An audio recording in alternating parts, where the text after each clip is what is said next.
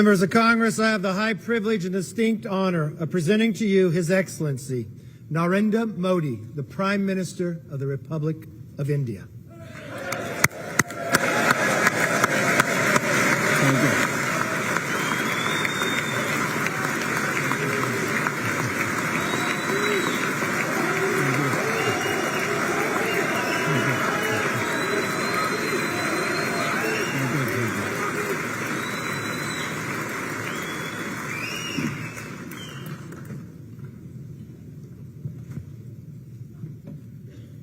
Mr. Speaker,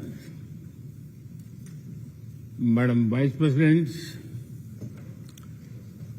distinguished members of the U.S. Congress, ladies and gentlemen, Namaskar.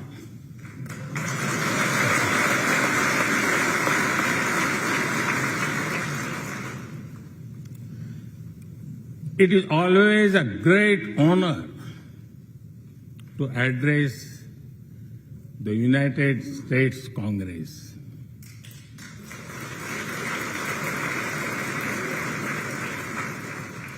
It is an exceptional privilege to do so twice.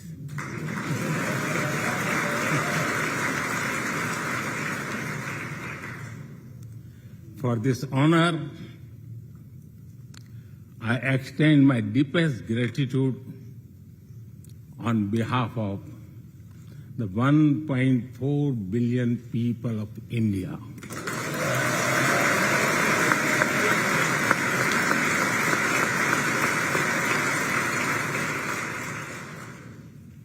I see that nearly half of you were here in 2016.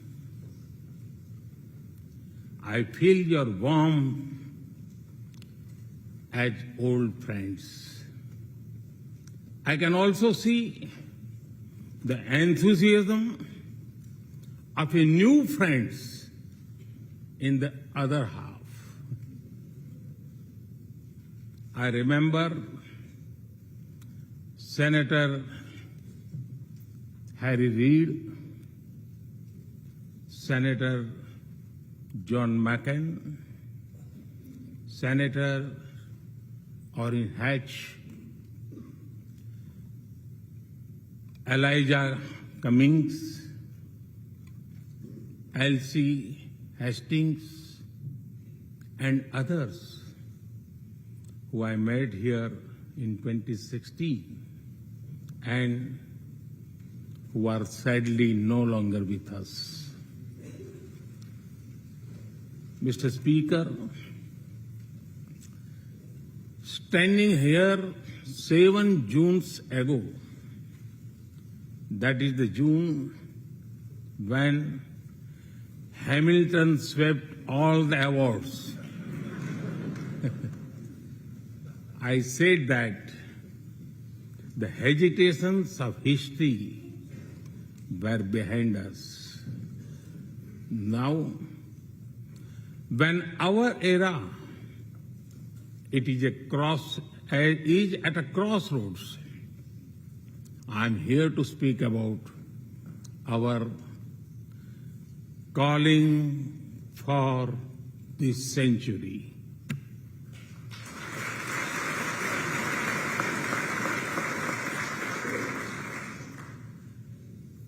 Through the long and widening road that we have traveled, we have made the test of friendship. A lot has changed since I came here 7 summers ago.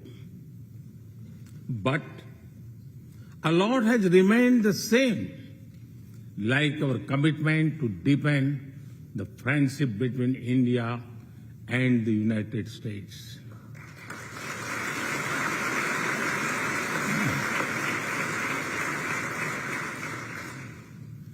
In the past few years, there have been many advances in AI, artificial intelligence.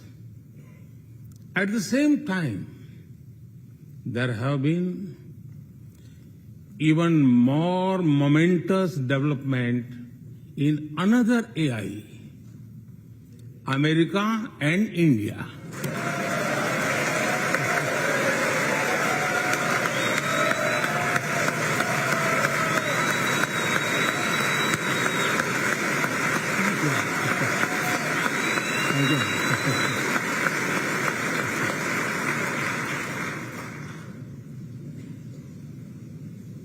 Mr. Speaker and distinguished members, the beauty of democracy is the constant connect with the people, to listen to them and feel their pulse. And I know this takes a lot of time, energy, effort, and travel.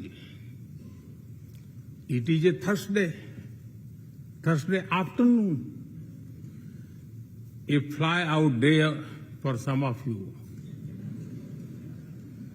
So I am grateful for your time.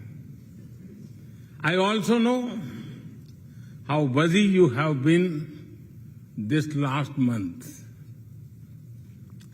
Being a citizen of a vibrant democracy, myself, I can admit one thing, Mr. Speaker, you have a tough job.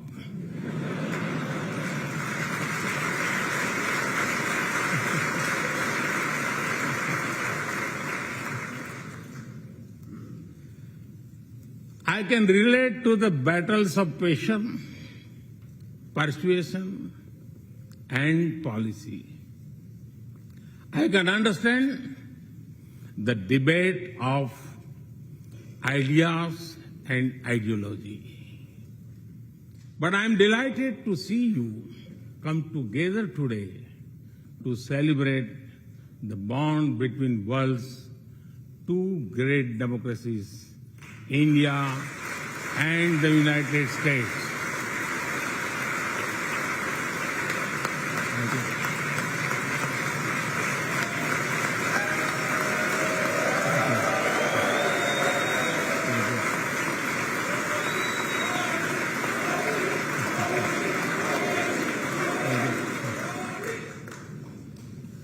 I'm happy to help out.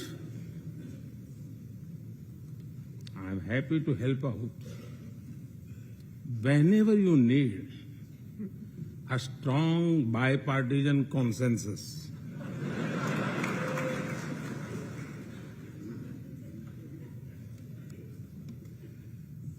There will be and there must be a contest of ideas at home. But we must also come together as one when we speak for our nation.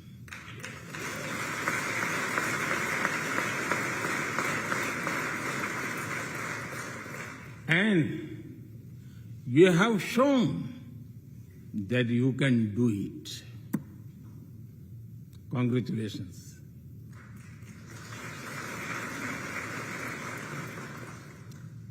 Mr. Speaker, the foundation of America was inspired by the vision of a nation of equal people. Throughout your history, you embraced people from around the world, and you have made them equal partners in the American dream.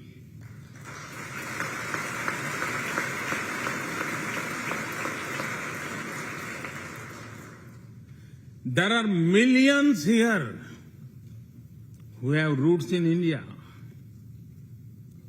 Some of them sit proudly in this chamber.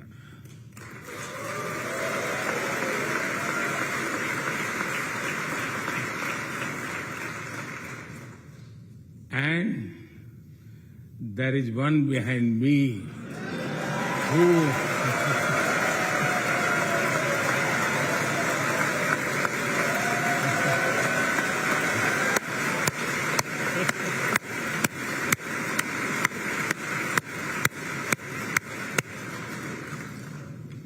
has made history. I am told that the Samosa caucus is now the flavor of the house. I hope it grows and brings the full diversity of Indian cuisine here.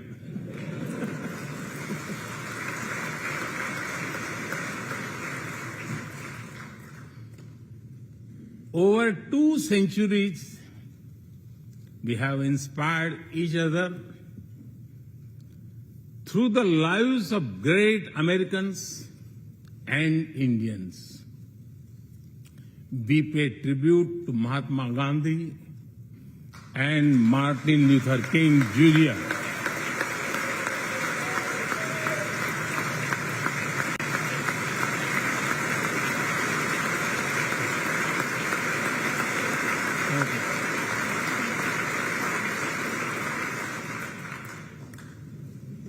We also remember many others who work for liberty, equality, and justice. Today, I also wish to pay heartfelt tribute to one of them, Congressman John Lewis.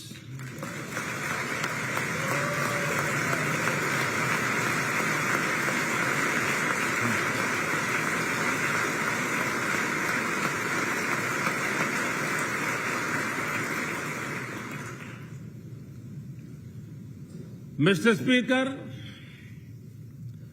democracy is one of our sacred and shared values. It has evolved over a long time and taken various forms of systems. Throughout history, however, one thing has been clear. Democracy is the spirit that supports equality and dignity.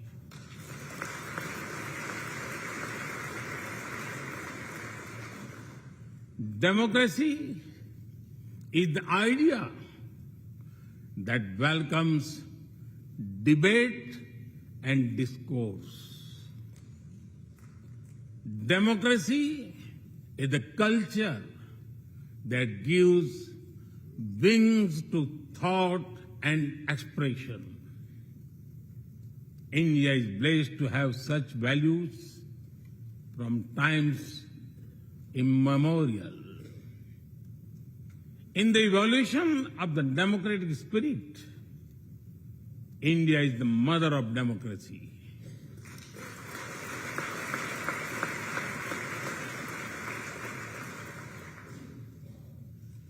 Millennia ago,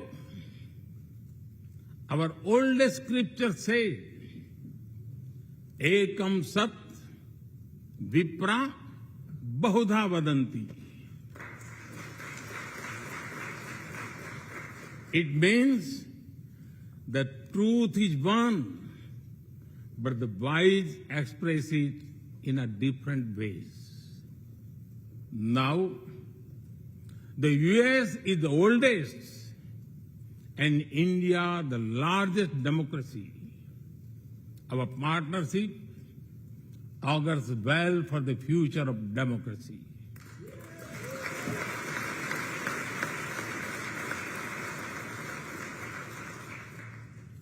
Together, we shall give a better future to the world and a better world to the future.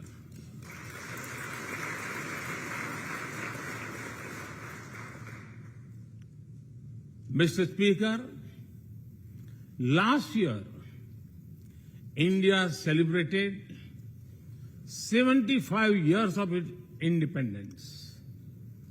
Every milestone is important, but this one was a special. We celebrated a remarkable journey of over 75 years of freedom after 1,000 years of foreign rule in one form or another. This was not just a celebration of democracy, but also of diversity. Not just of constitution, but also of its spirit of a social empowerment. Not just of our competitiveness and cooperative federalism, but also of our essential unity and integrity.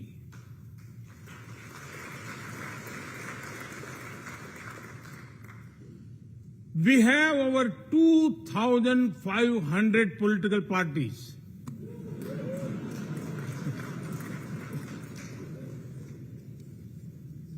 Yes, you heard that right. 2,500. About 20 different parties govern various states of India.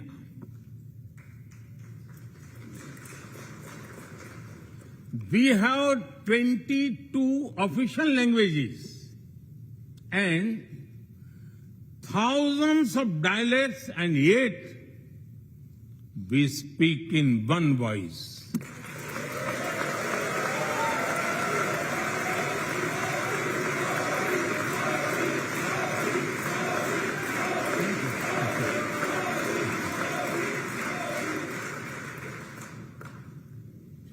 Every 100 miles, our cuisine changes. From dosa to aloo paratha, and from Srikhand to Sandesh. We enjoy all of this. We are home to all faiths in the world, and we celebrate all of them.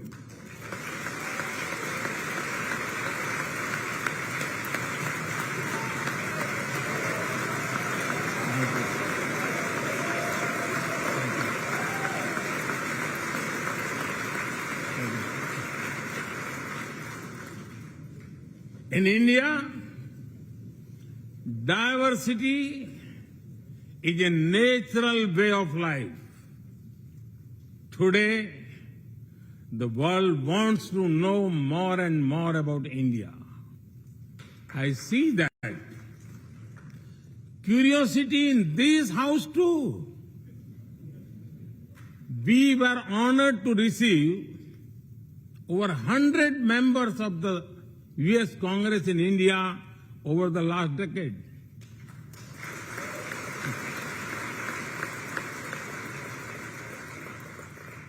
Everyone wants to understand India's development, democracy, and diversity. Everyone wants to know what India is doing right and how. Among close friends, I'm happy to share the same.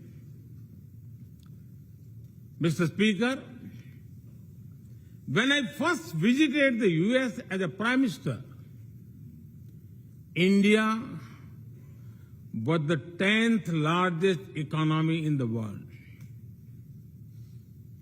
10th. Today, India is the 5th largest economy.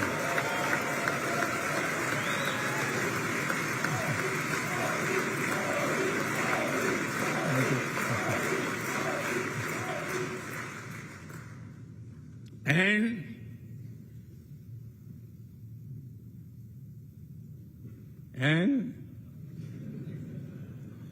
India will be the 3rd largest economy soon.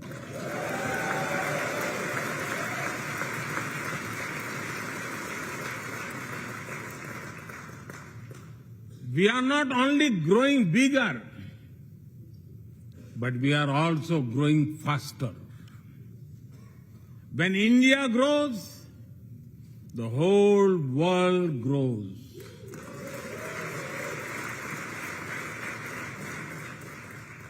After all, we are 1/6 of the world's population. In the last century, when India won its freedom, it inspired many other countries to free themselves from colonial rule.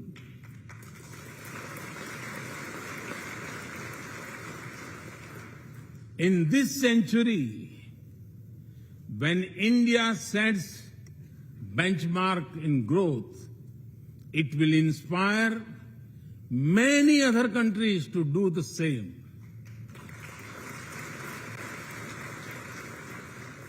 Our vision is सबका साथ, सबका विकास, सबका विश्वास, सबका प्रयास.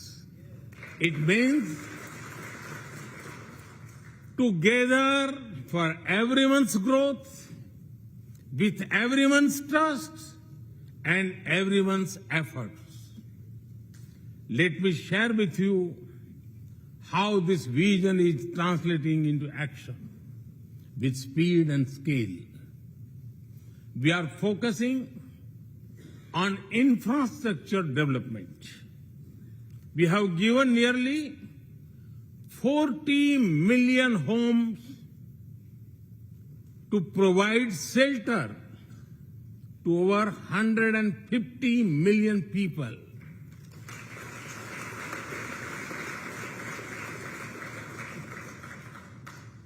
That is nearly 6 times the population of Australia.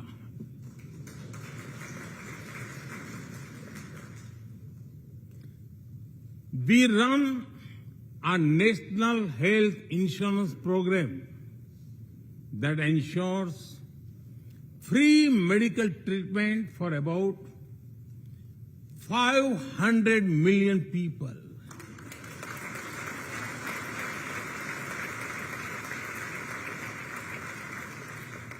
$500 million people, that is greater than the population of South America. We took banking to the unbanked with the world's largest financial inclusion drive. Nearly 500 million people benefited. This is close to the population of North America. We have worked on building digital India. Today, there are more than 850 million smartphones and internet users in the country.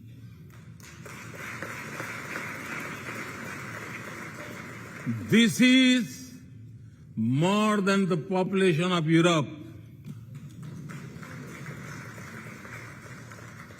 We protected our people with 2.2 billion doses of made in India COVID vaccines.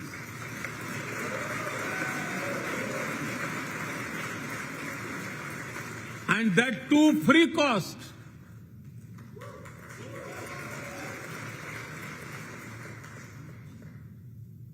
I may be running out of continent soon, so I will stop here.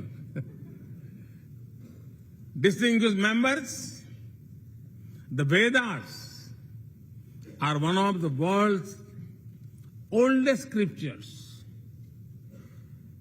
They are a great treasure of humanity composed thousands of years ago.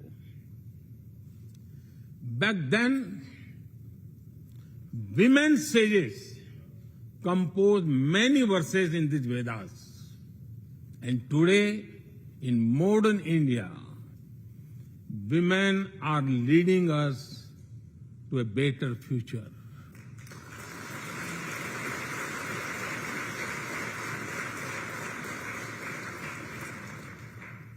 India's vision is not just of development which benefits women. It is of women-led development where women lead the journey of progress.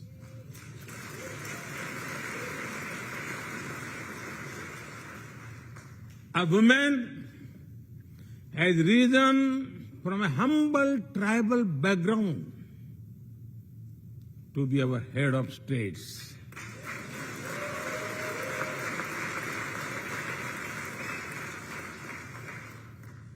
Nearly 1.5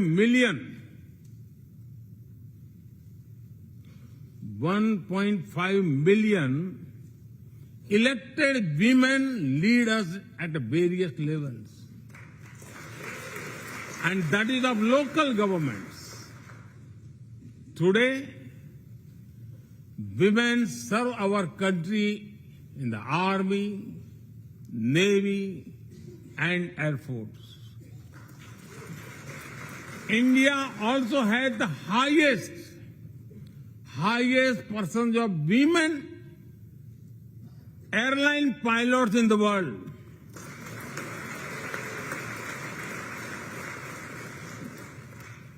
And they have also put us on Mars by leading our Mars mission. I believe that investigating in a girl child lifts up the entire family. Empowering women transforms the nation.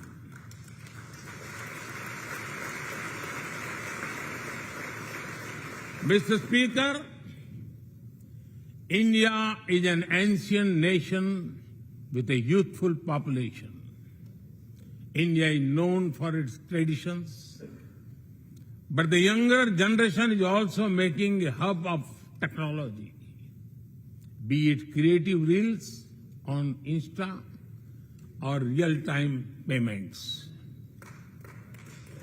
Coding or quantum computing, machine learning or mobile apps, fintech or data science, the youth of India are a great example of how a society can embrace latest technology. In India, technology is not about innovation, but also about inclusion.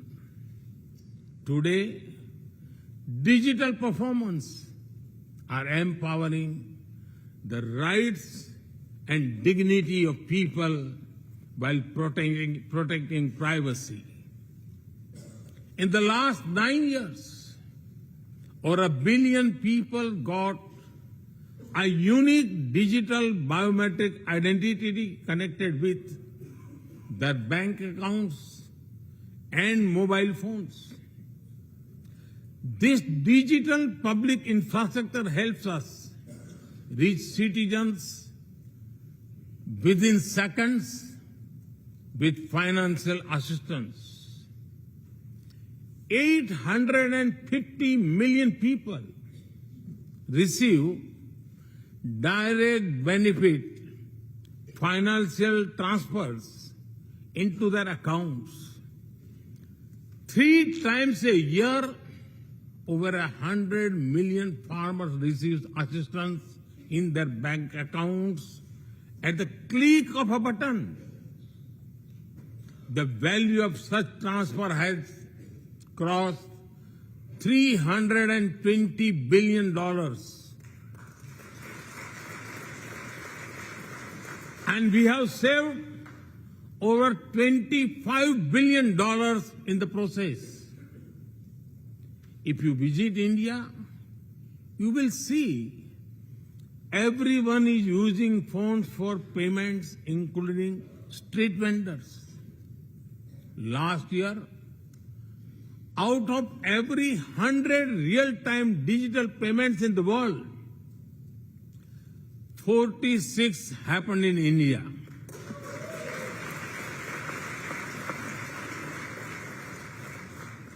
nearly 400,000 miles of optical fiber cables and cheap data have ushered in a revolution of opportunities.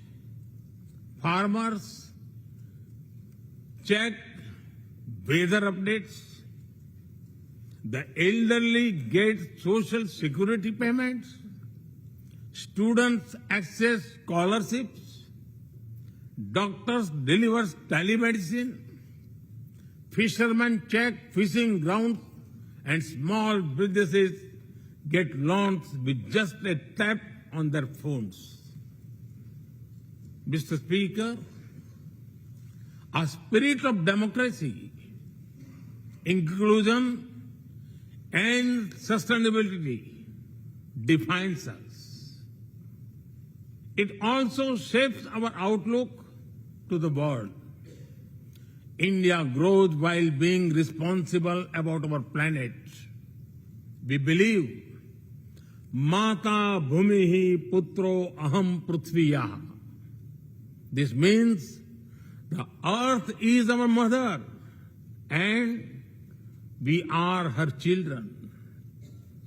Indian culture deeply respects the environment and our planet.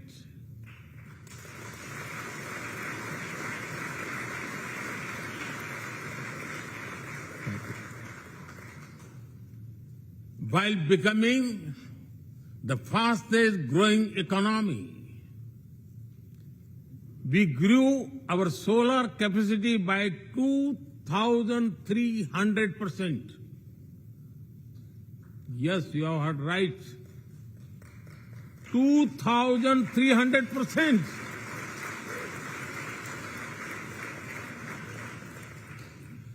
We became the only G20 country to meet its Paris commitment.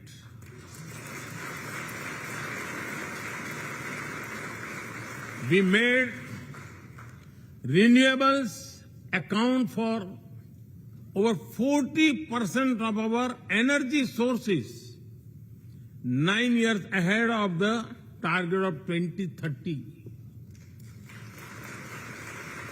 But we did not stop there. At the Glasgow summit, I proposed Mission Life, lifestyle for environment. This is a way to make sustainability a true people's movement. To live it, to be the job of governments alone. By being mindful in making choices, every individual can make a positive impact. Making sustainability a mass movement, we help the world reach the net zero target faster. Our vision is pro-planet progress. Our vision is pro-planet prosperity. Our vision is pro-planet people.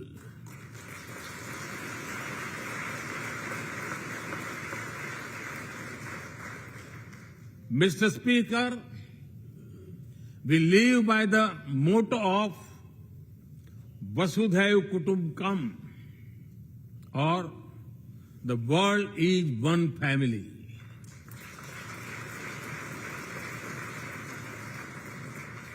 Our engagement with the world is for everyone's benefit. The one sun, one world, one grid seek to join us. All is connecting the world with clean energy.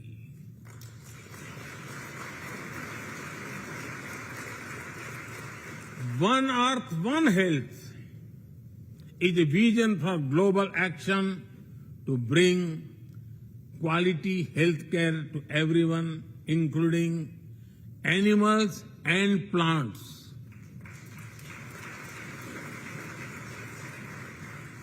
The same spirit is also seen in the theme when we chair the G20, One Earth, One Family, One Future. We advance the spirit of unity through yoga as well. Just yesterday, the whole world came together to celebrate the International Day of Yoga.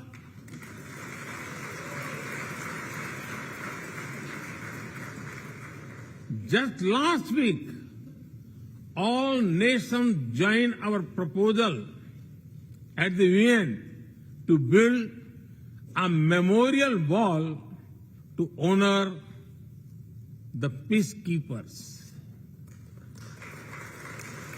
And this year, the whole world is celebrating the International Year of Millets to promote sustainable agriculture and nutrition alike.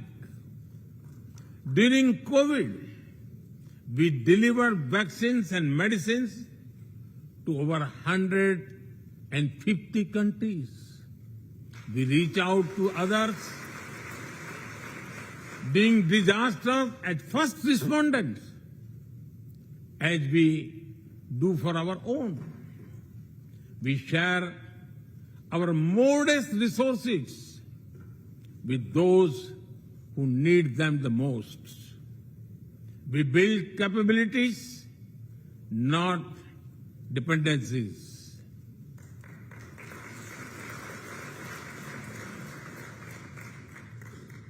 Mr. Speaker, when I speak about India's approach to the world, the United States occupy a special place.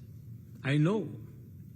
Our relations are of great importance to all of you. Every member of this Congress has a deep interest in it.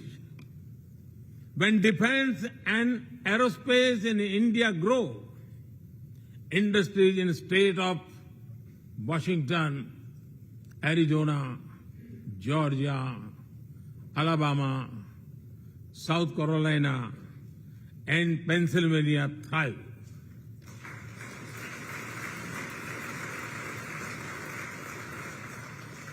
When American companies grow, the research and development centers in India thrive. When Indians fly more, a single order for aircrafts creates more than 1 million jobs in 44 states in America.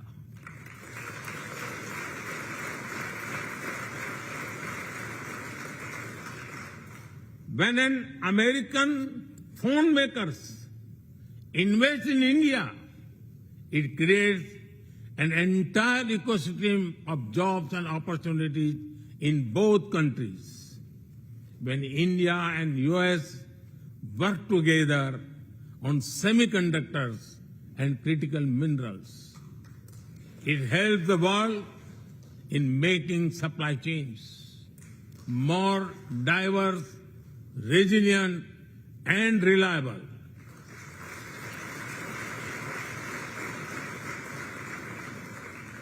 Indeed, Mr. Speaker,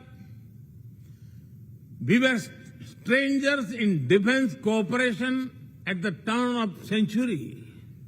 Now, the United States has become one of our most important defense partners.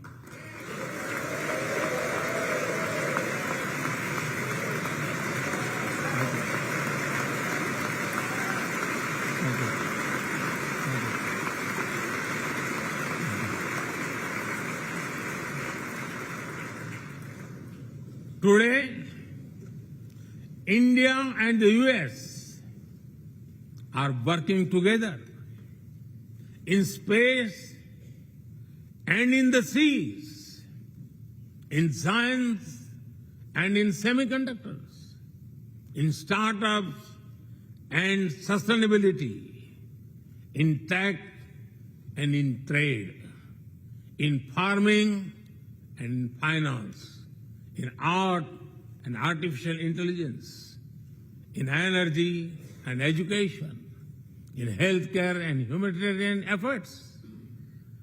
I can go on and go on, but to sum up it, I would say the scope of our cooperation is endless. The potential of our synergies is limitless. And the chemistry in our relations is effortless.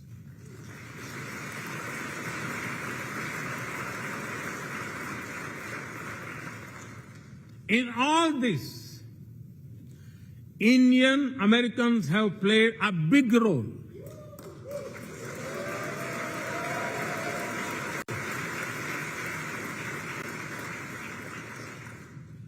They are brilliant in every field, not just in spelling bee.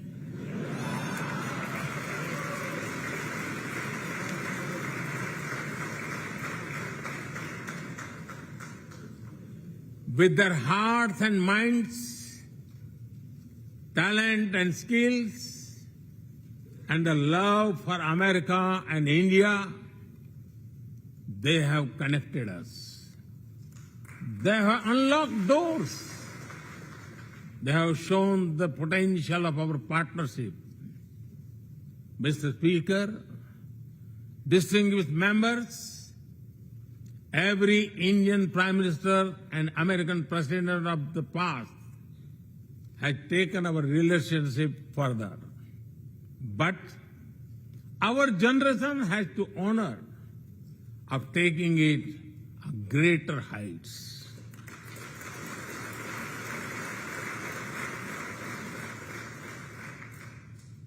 I agree with President Biden that this is a defining partnership of this country,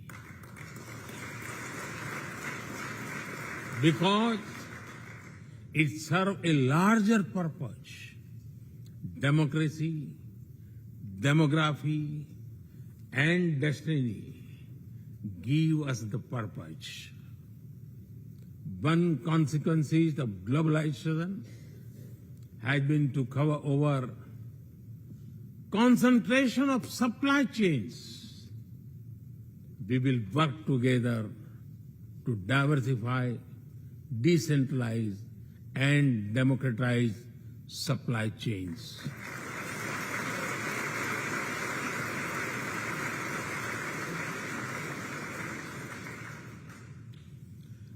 Technology will determine the security, prosperity, and leadership in the 21st century. That is why our two countries established a new initiative for critical and emerging technologies. Our knowledge partnership will serve humanity and seek solutions to the global challenges of climate change, hunger, and health. Mr. Speaker and distinguished members, the last few years have seen deeply disruptive developments. With the Ukraine conflict, war has returned to Europe.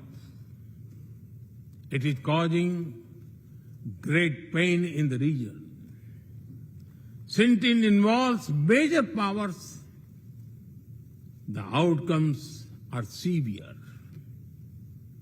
Countries of the global south have been particularly affected. The global order is based on the respect for the principle of the UN Charter, peaceful resolution of disputes, and respect for sovereignty and territorial integrity.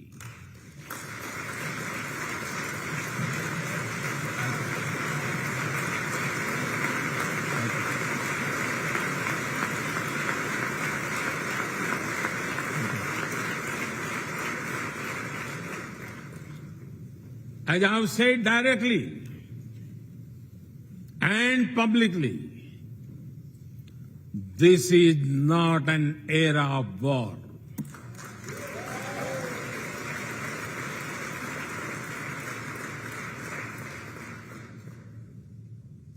But it is one of dialogue and diplomacy.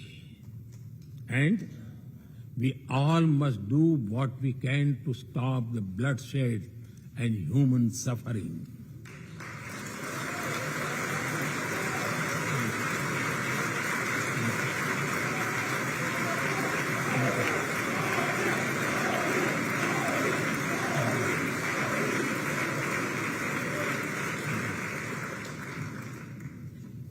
Mr. Speaker, the dark clouds of coercion and confrontation are casting their shadow in the Indo-Pacific. The stability of the region has become one of the central concerns of our partnership. We share a vision of a free, open, and inclusive Indo-Pacific.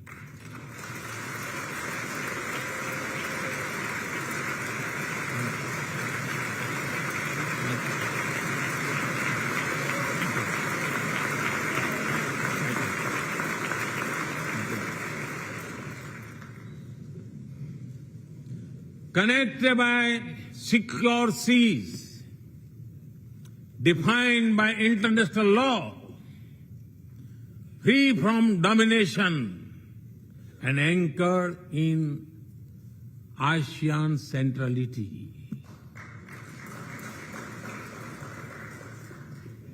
A region where all nations, small and large, are free and fearless in their choices, where progress is not suffocated by an impossible burdens of debt.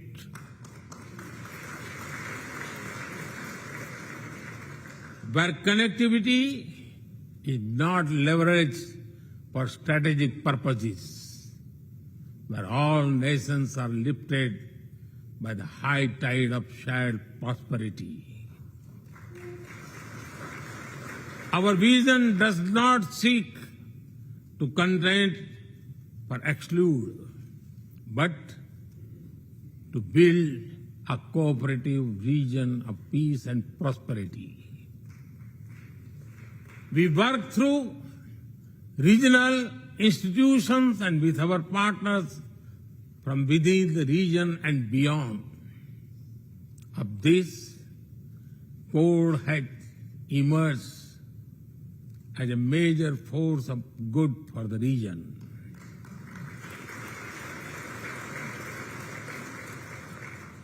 Mr. Speaker, more than 2 decades after 9/11 and more than a decade after 26/11 in Mumbai, radicalism and terrorism still remain a pressing danger for the whole world. These ideologies keep taking new identity and forms, but their intentions are the same. Terrorism is an enemy of humanity, and there can be no ifs and buts in dealing with it.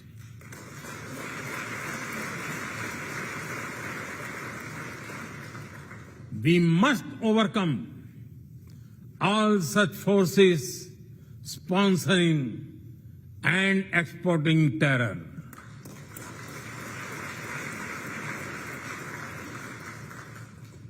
Mr. Speaker, COVID-19's biggest impact was the human loss and suffering it caused. I wish to remember Congressman Ron Wright and the staff members who lost their lives to COVID. As we emerge out of the pandemic, we must give shape to a new world order. Consideration, care, and concern are the need of the hour. Giving a voice to the global south is the way forward. That is why I firmly believe that the African Union be given full membership of G20.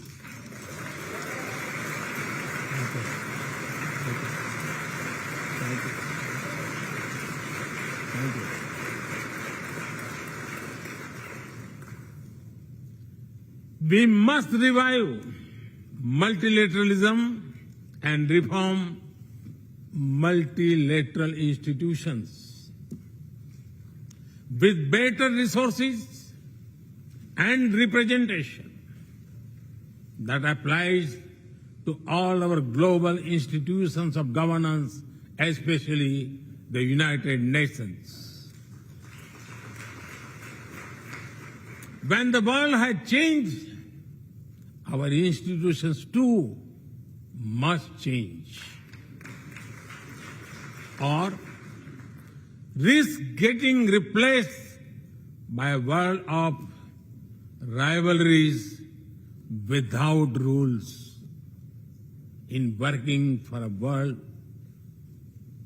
new world order based on international law, our two countries will be at the forefront as partners.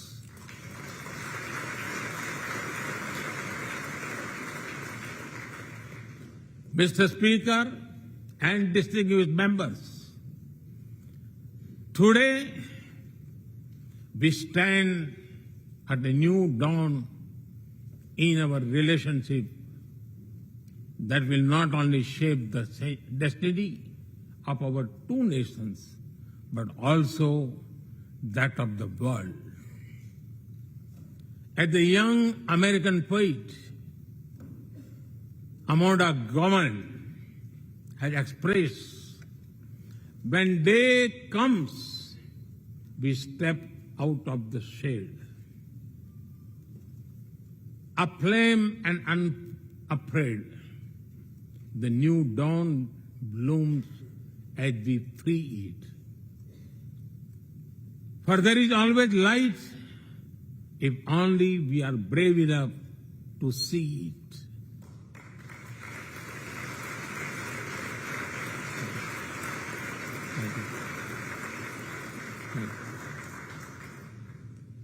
Our trusted partnership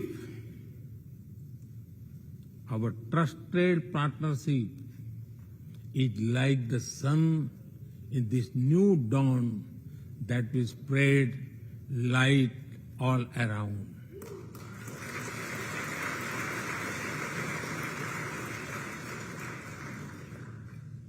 I am reminded of a poem that I once wrote. आसमान में सिर उठाकर, आसमान में सिर उठाकर, घने बादलों को चीरकर, रोशनी का संकल्प ले, अभी तो सूरज उगा है।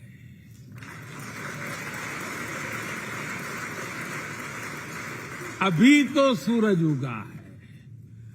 दृढ़ निश्चय के साथ चलकर, दृढ़ निश्चय के साथ चलकर, हर मुश्किल को पार कर, घोर अंधेरे को मिटाते, घोर अंधेरे को मिटाने अभी तो सूरज उगा है।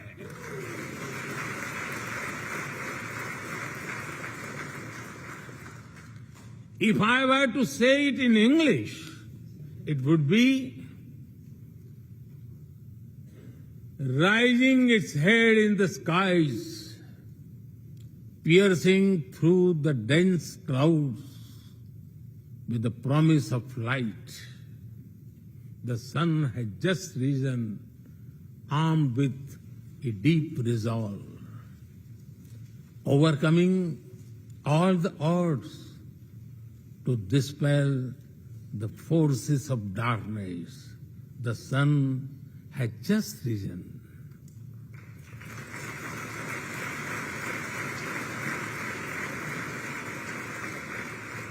Mr. Speaker and distinguished members,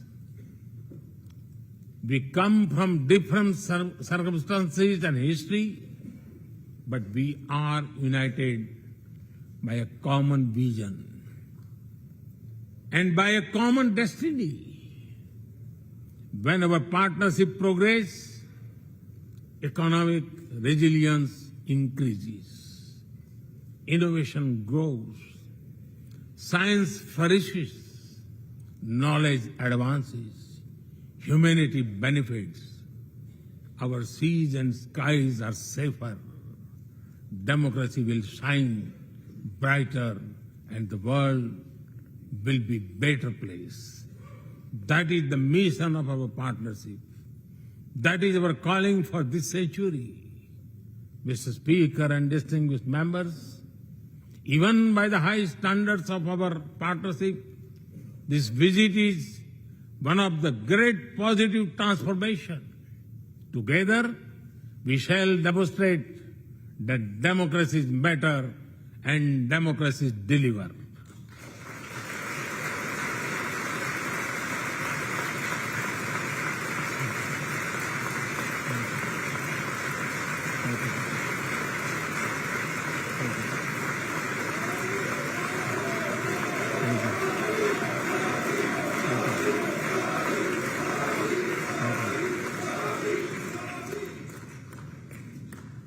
I count on your continued support to the India-US partnership.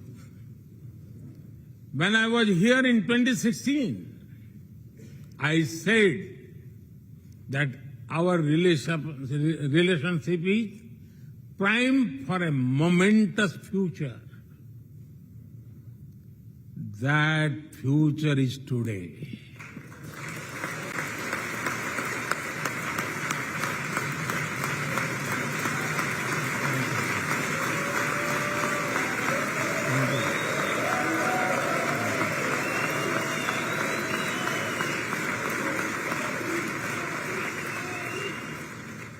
Thank you once again, Mr. Speaker, Madam Vice President, and the distinguished members of this honor. God bless America. Jai Hind. Long live India-US friendship. Thank you.